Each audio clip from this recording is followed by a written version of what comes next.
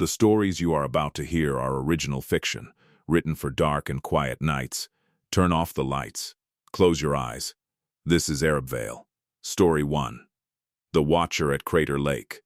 Crater Lake National Park, Oregon, USA. I need to tell you what I saw on the water.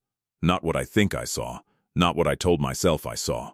In the days afterward, when I was sitting in my apartment in Portland, trying to find a rational explanation for something that had no rational explanation, what I actually saw, with my own eyes, at 4:17 in the morning, standing on the eastern rim of Crater Lake.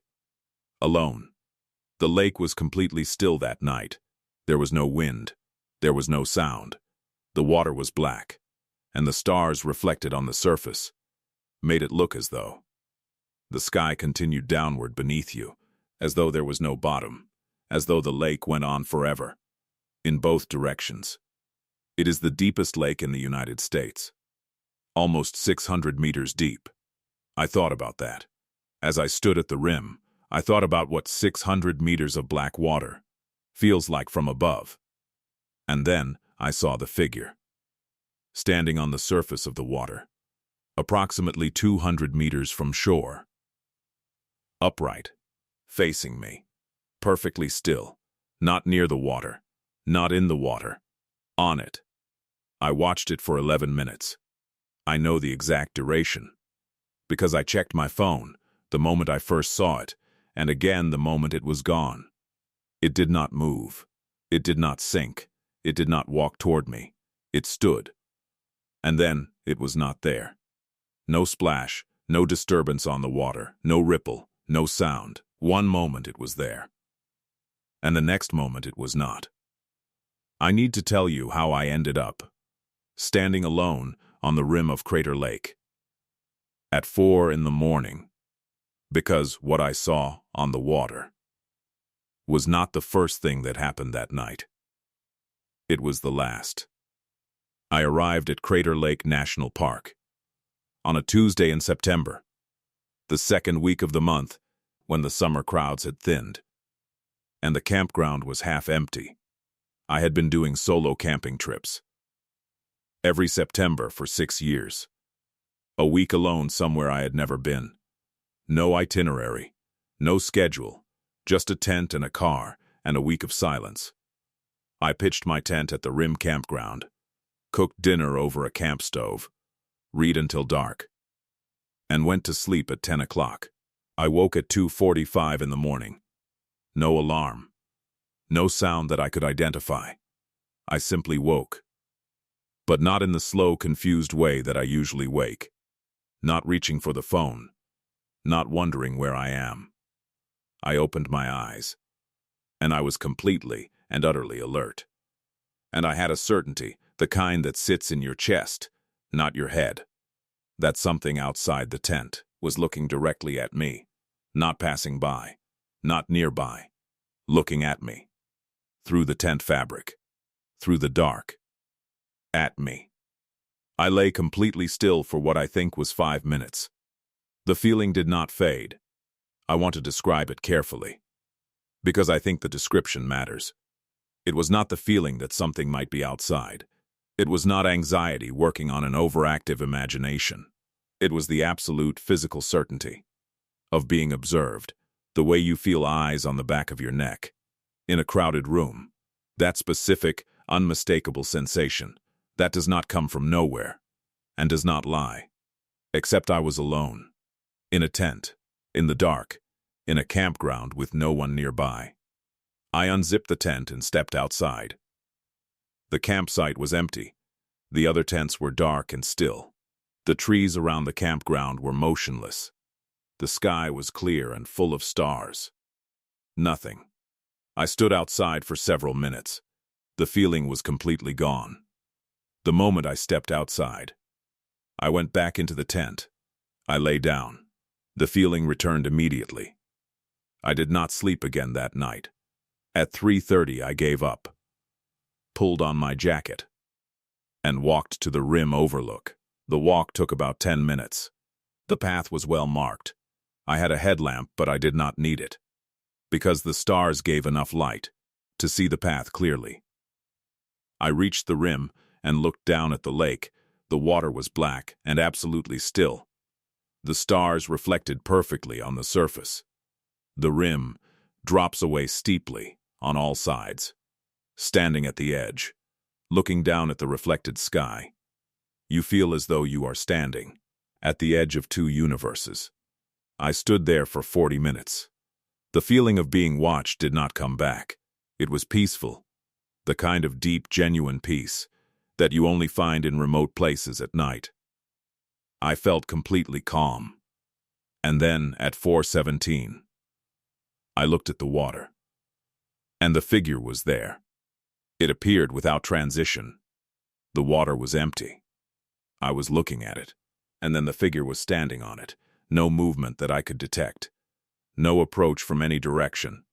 No ripple on the water. No sound. It was simply there, in the middle of the lake, standing on the black surface, as if it had been standing there all along, and I had only just become able to see it. The figure was dark, human in shape. The proportions looked right. Shoulders, arms, a head, but the head was wrong. I cannot tell you precisely how it was wrong. Only that when I looked at the shape of it, something in the oldest part of my brain told me to stop looking. I kept looking. For 11 minutes I stood at the rim of Crater Lake and watched the figure stand on the surface of the water below me. And for 11 minutes, the figure watched me back. The moment I knew it was aware of me came at 4:22. I shifted my weight slightly, from my left foot to my right. A small movement, almost no movement at all. The figure turned its head, not its body. Only the head. A small rotation, the way a person turns their head when they hear an unexpected sound. I had not made a sound. It responded to my movement. From 200 meters away, in the dark, across the surface of a lake that should have been empty, I did not move again. At 4:28, the figure was gone. No transition. No movement. The water was empty. The surface was unbroken. The stars reflected perfectly. I walked back to my tent. I sat inside it until the sun came up. I drove home the next morning. I have been back to Crater Lake twice since then. Both times I woke at 2:45. Both times the feeling was waiting for me inside the tent. I have not gone to the rim since. I am not sure. I want to know if the figure is still there. I am not sure it ever left.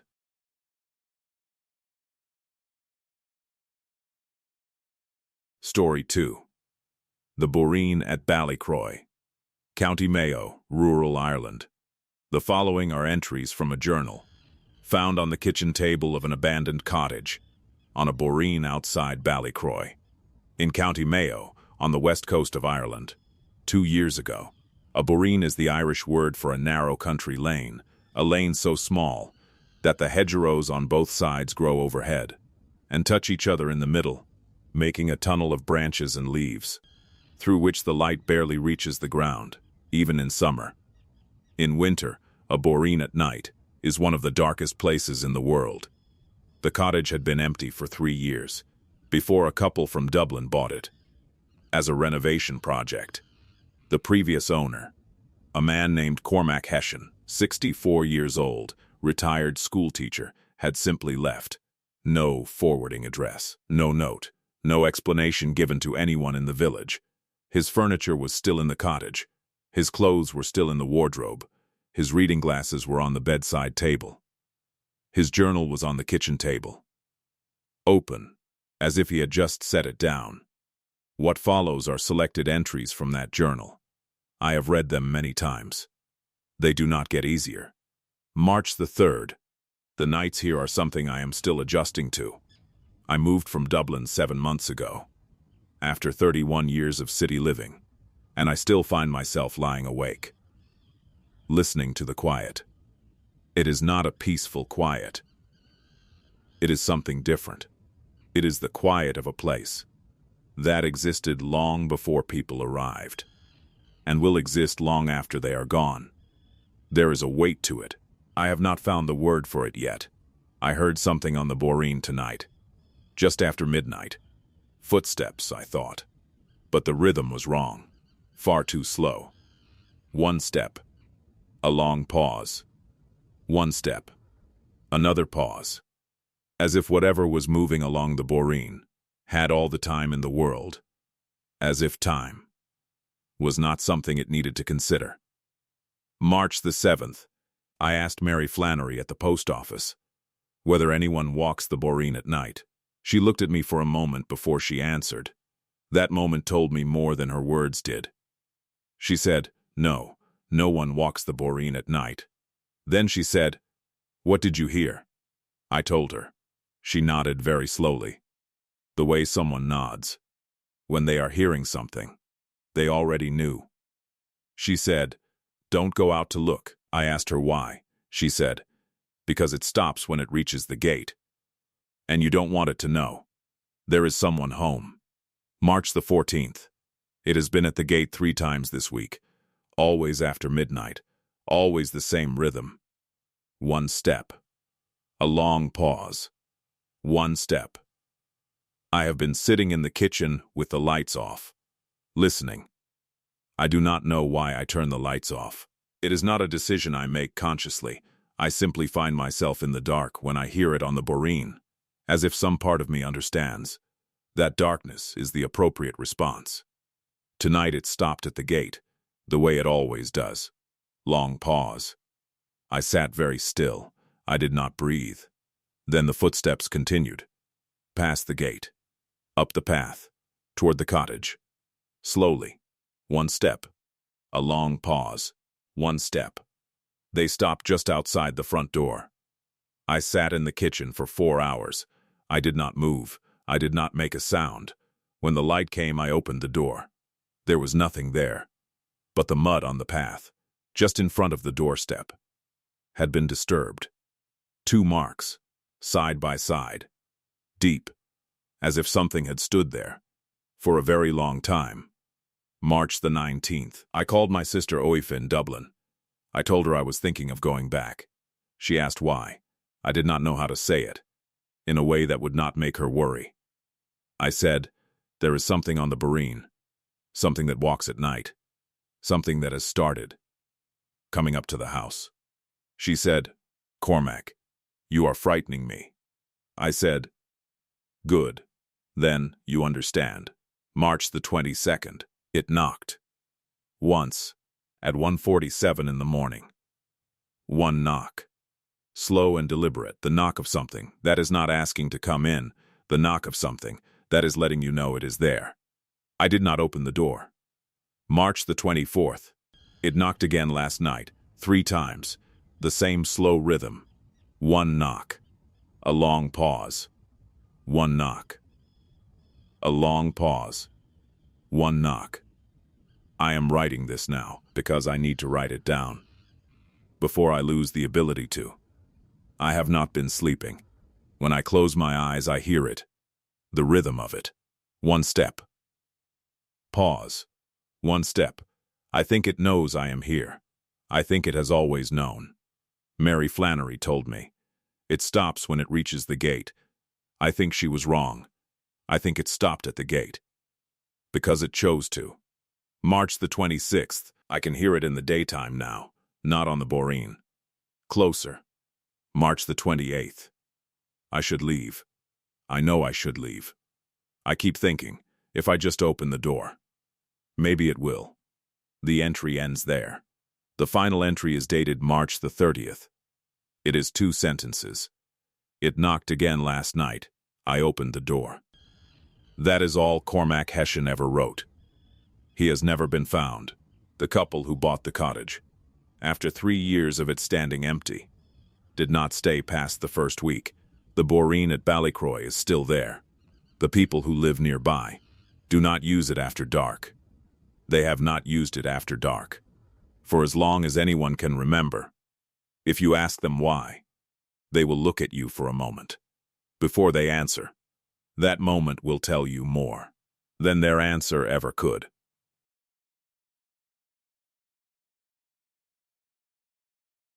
Story 3. The Forest at Aokigahara, Yamanashi Prefecture, Japan.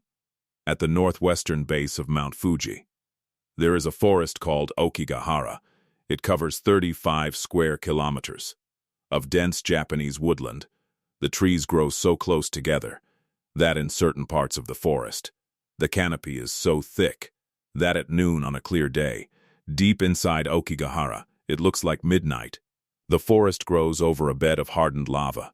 The lava is porous and uneven, and it absorbs sound, the way a thick carpet absorbs sound. Aokigahara is one of the quietest places on Earth. It is also one of the most disorienting.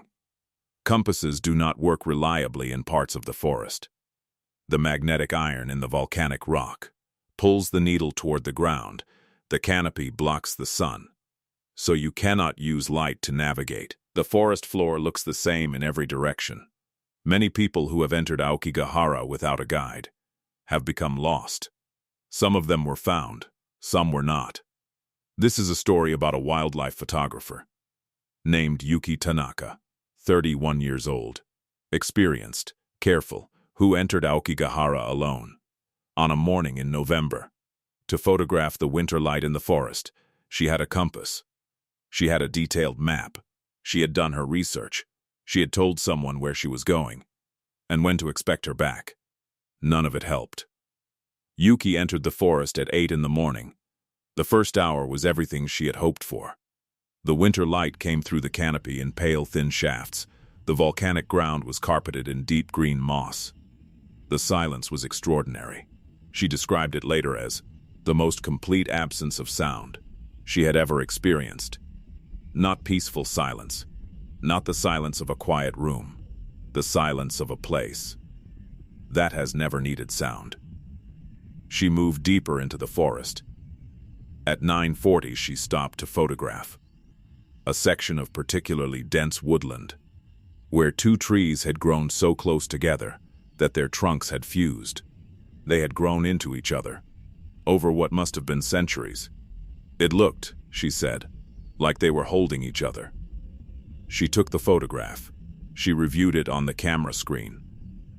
In the background of the photograph, between two trees approximately 15 meters behind her, there was a figure. She turned around immediately. The forest behind her was empty. She told herself it was a shadow, a trick of the pale winter light, falling between the trees, in a shape that resembled a person. She kept walking. At 10:15 she stopped again. Another section of fused trees. Another photograph. She reviewed it on the screen.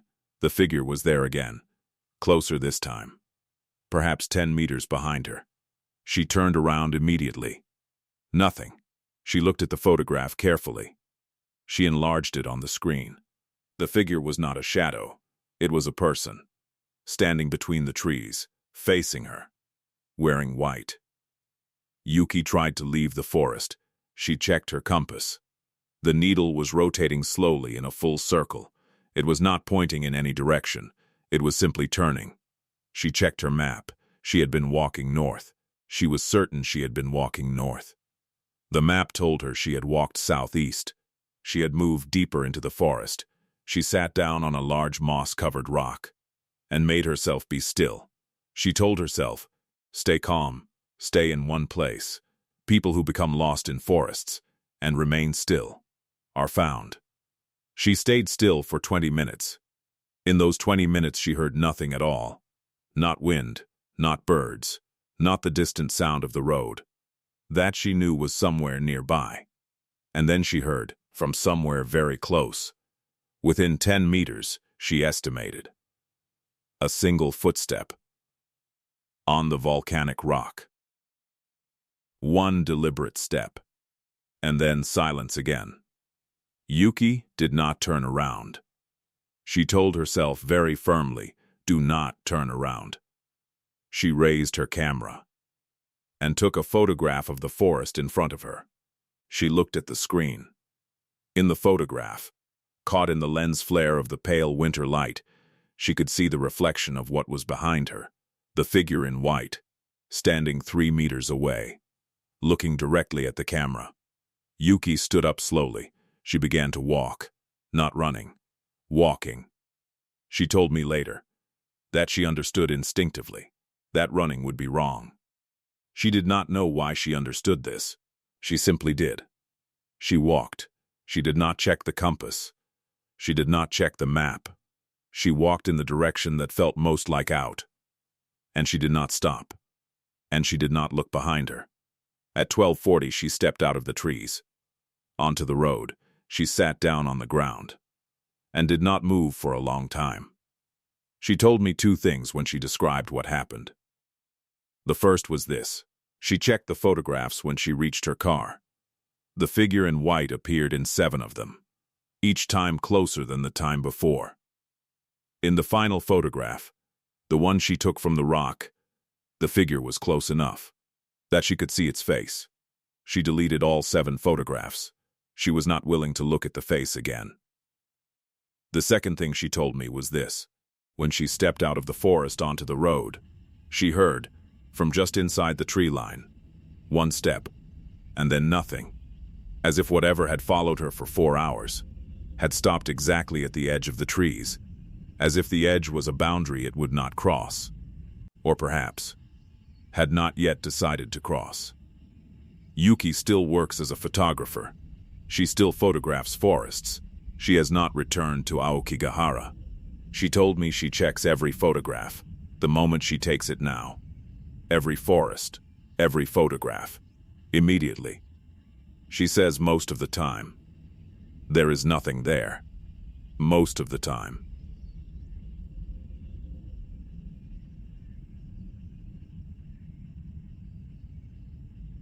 Story 4.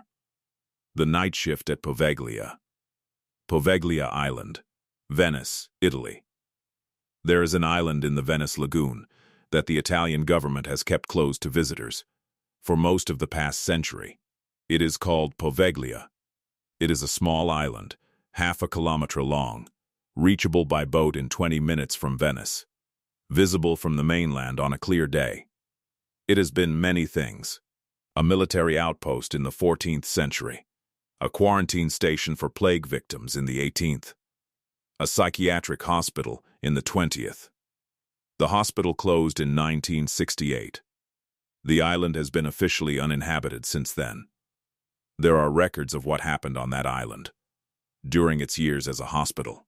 I will not describe them here, only to say that they are difficult to read, and that the doctors who worked there did not always behave as doctors should. The Italian government quarantined Poveglia in 1968. It has not been reopened. In the spring of 2 years ago, a security firm was contracted to provide a night watch presence on the island, while a planning application was assessed. One contractor, alone on the island, every night for 3 weeks. His name was Marco Ferretti, 41 years old, 15 years in private security. He had worked alone before, many times. He was not a person who frightened easily. He lasted 19 nights. Marco has spoken about what happened on Poveglia only once, to one person. That person passed it to me. I will tell you what I was told. The first 3 nights were uneventful. Cold. Damp. The island smelled of salt and rot. The hospital building was structurally unsound, in parts but largely intact. Marco did his rounds, checked the perimeter, sat in the ground floor office, drank coffee from a thermos, waited for dawn. On the 4th night he heard footsteps from the floor above him. Slow, deliberate footsteps, moving from one end of the building to the other, the length of the upper corridor, then stopping, then starting again from the same end. He checked the upper floor.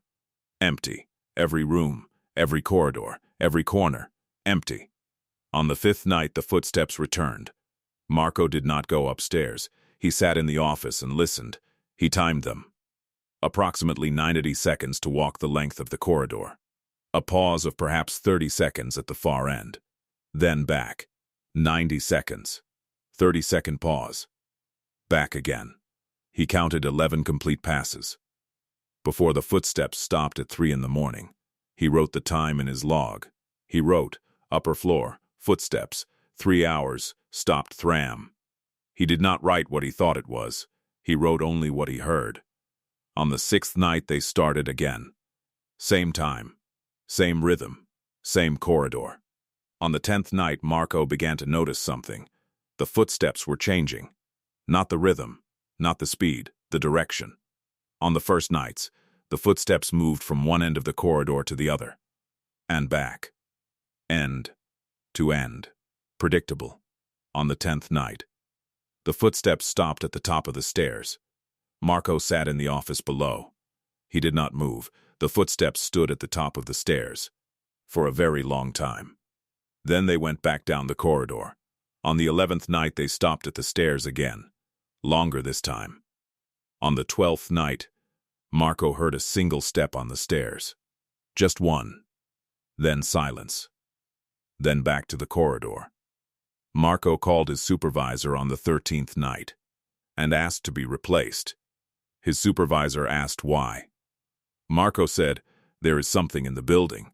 His supervisor said, "It is an old building on an old island. Old buildings make sounds. You know this." Marco said, "I know what old buildings sound like. This is not that." His supervisor told him to complete the 3 weeks.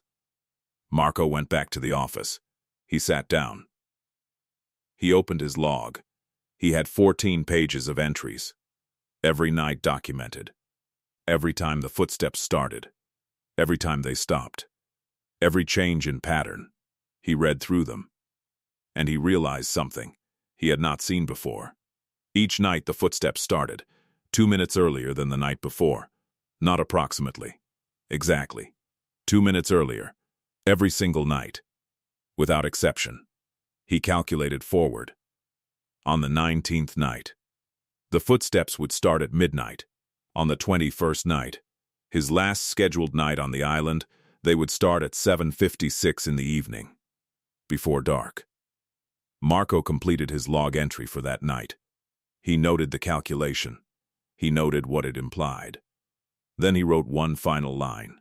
At the bottom of the page, he wrote, "I will not be here on the 21st night." On the 19th night, the footsteps started at midnight. Exactly as calculated. They walked the corridor. They stopped at the stairs. They came down. Not one step. All of them. Marco heard the footsteps descend the stairs and cross the ground floor corridor toward the office. He was already at the door. He was already outside. He walked to the dock. He radioed for the boat. He waited on the dock in the dark. He did not look back at the building. He told the person he spoke to only one thing about that final walk to the dock. He said, "The footsteps stopped at the front door of the building." He said, "I heard them stop."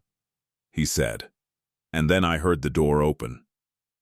He did not say what happened after that. He said only that the boat came, and he got on it, and he did not look back. Poveglia Island is still quarantined. The planning application was rejected. The island remains uninhabited. Marco Ferretti left private security 6 weeks after his time on Poveglia. He has not spoken about the island again. The hospital building is still there. The upper corridor is still there. And if you took a boat to Poveglia tonight, and if you waited, and if you listened, I do not know what you would hear. But I know what time it would start. Those were tonight's stories. 4 watchers. A figure standing on the black surface of Crater Lake. That turned its head when she shifted her weight. Something moving slowly along an Irish country lane. That learned, over 26 nights, to come to the door. A shape in white in a silent Japanese forest. That followed a woman through the trees for 4 hours. And stopped at the edge, and footsteps on a quarantined Italian island. That descended the stairs. On the 19th night, exactly on schedule,